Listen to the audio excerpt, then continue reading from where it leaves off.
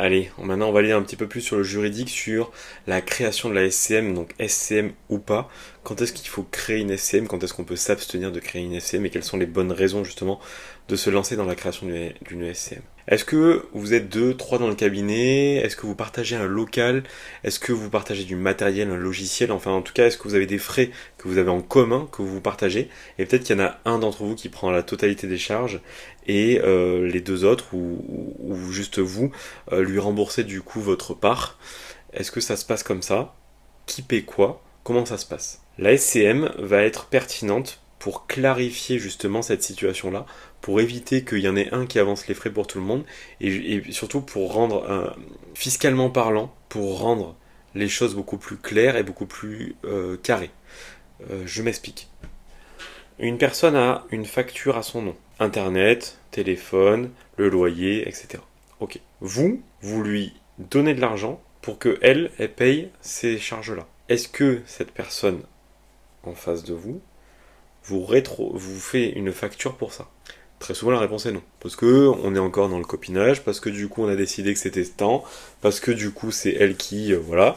Mais est-ce que la personne en face de vous récupère parfois des loyers en trop? Est-ce qu'elle récupère parfois les rattrapages de EDF? Comment ça se passe vraiment? Est-ce que vous avez un œil sur les comptes? On part du principe que c'est peut-être des toutes petites sommes, mais on n'est pas entre copains et copines. On est dans une entreprise, il y a un chiffre d'affaires, il y a des charges, et donc du coup il faut que ça soit carré, il faut que ça soit propre, le plus propre possible. Tout ça dans le but de, pour vous et comme pour tout le monde, que ça soit le plus lisse possible. De quel droit? Comment vous allez pouvoir déclarer d'un point de vue fiscal cet argent que vous payez à l'autre personne? Et même comment elle va pouvoir le déclarer? Si derrière il n'y a pas une facture qu'elle vous émet pour expliquer le pourquoi du comment. Il n'y a aucune raison d'un point de vue fiscal que vous donniez de l'argent à cette personne-là pour payer la moitié du loyer. Il n'y a pas de raison, il n'y a pas une vraie facture, il n'y a pas un vrai bail commercial, ça voudrait dire qu'elle vous sous-loue le bail. Donc c'est pour ça que la SCM peut être très pertinente. La SCM, qu'est-ce que c'est? La SCM, c'est une société civile de moyens, ça veut dire une mise en commun de moyens. Vous avez un local en place, vous avez une facture de téléphone, vous avez internet, vous avez peut-être du streaming musical, vous avez une imprimante, vous avez une machine à café, peu importe. Vous avez tout plein de factures qui arrivent. Pourquoi ça serait quelqu'un qui doit payer, qui avance les frais pour tout le monde, ou voire même vous avancez les frais pour tout le monde, et ensuite tous les gens vous payent leur part, mais la part elle est calculée sur quoi? Je veux dire, il y a aucune raison, c'est pas viable fiscalement. Donc, oui ou non? Oui, si vous partagez un local, si vous avez du matériel important, si vous avez un secrétariat, si vous avez des charges récurrentes, la SCM va pouvoir répartir les coûts de manière transparente et protège chacun. Si tu es toute seule, si tu partages juste un logiciel et un parking, un simple accord écrit suffit. Ne créez pas une structure juridique pour rien. Là où je vais vous mettre en garde, vous n'avez pas le droit de vous appeler cabinet infirmier si vous n'avez pas créé une SCM ou une SCP. C'est interdit. Un infirmier libéral tout seul, c'est un infirmier libéral, ce n'est pas un cabinet infirmier. Plusieurs infirmiers qui travaillent ensemble, ce n'est pas un cabinet infirmier, tant qu'il n'y a pas une structure juridique qui a été créée au nom de cabinet infirmier. Là où je veux vous mettre en attention sur ça, c'est que si quelqu'un s'installe juste à côté de vous, prend le nom que vous avez créé, le dépose, parce que c'est un peu une marque déposée, une société, et bien du coup il a le droit de s'appeler comme ça et vous non.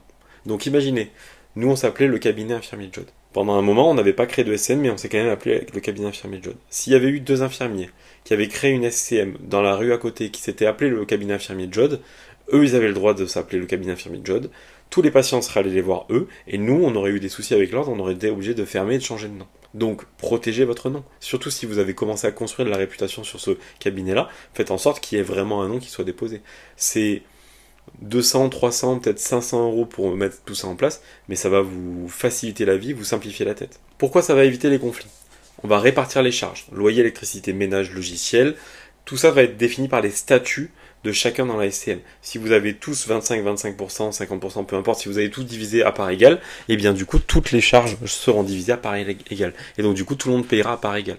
Et s'il y a de l'argent qui rentre dans la SCM, ça sera redistribué. La SCM, le but de la SCM, c'est qu'il y ait zéro à la fin de l'année. Donc qu'il y ait un compte neutre.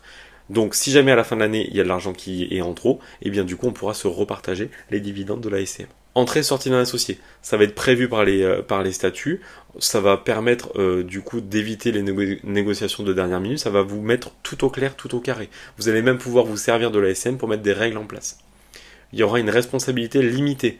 Chacun est responsable de ses actes et aussi, ben, dans la SM, chacun est responsable de ce qu'il doit payer.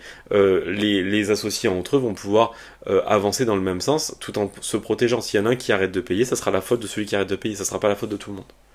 Et il y aura une transparence comptable, et ça c'est quasiment le point le plus important, c'est parce que du coup, il y aura tout qui sera tracé, vous saurez exactement où est-ce que vous en êtes, pardon, dans la SCM, et ça va vous permettre d'avoir de lisser vraiment cet aspect fiscal, de savoir exactement combien doit à qui, et au moins on est tranquille. La SM ne gère pas la patientèle, la SM c'est vraiment un outil qui va partager les moyens, pas l'exercice. Qu'est-ce qu'on va faire si tu es concerné? Tu vas lister toutes les charges communes du cabinet avec tes associés. Tu vas estimer justement le montant annuel partagé. Si tu es au-dessus des 5 000 euros de charges communes, la SM va peut-être valoir le coup parce que justement ça va te permettre d'être hyper nickel d'un point de vue fiscal. Essaye de consulter ton comptable, il peut te le faire très facilement, très rapidement pour les statuts. Et essaye de discuter aussi avec tes associés pour peser le pour et le contre. Et essaye de mettre les choses le plus carré possible. Ne crée jamais une SCM sans statut dirigé par un professionnel, de toute façon tu n'auras pas le droit de le faire. Donc vraiment, et pars du principe que ça va faciliter la vie de tes collègues et ta vie à toi. Donc amène-le de la bonne manière. La SCM n'est pas obligatoire, bien sûr que non, mais par contre c'est un outil de clarté, c'est quelque chose qui va encore une fois te vider la tête et éviter d'avoir une charge mentale trop haute. On va savoir qui paye quoi, on va savoir comment on rentre, on va savoir comment on rentre et comment on sort. Et ça, tout ça, ça va être mis en place avec les statuts et avec le règlement intérieur de la SCM.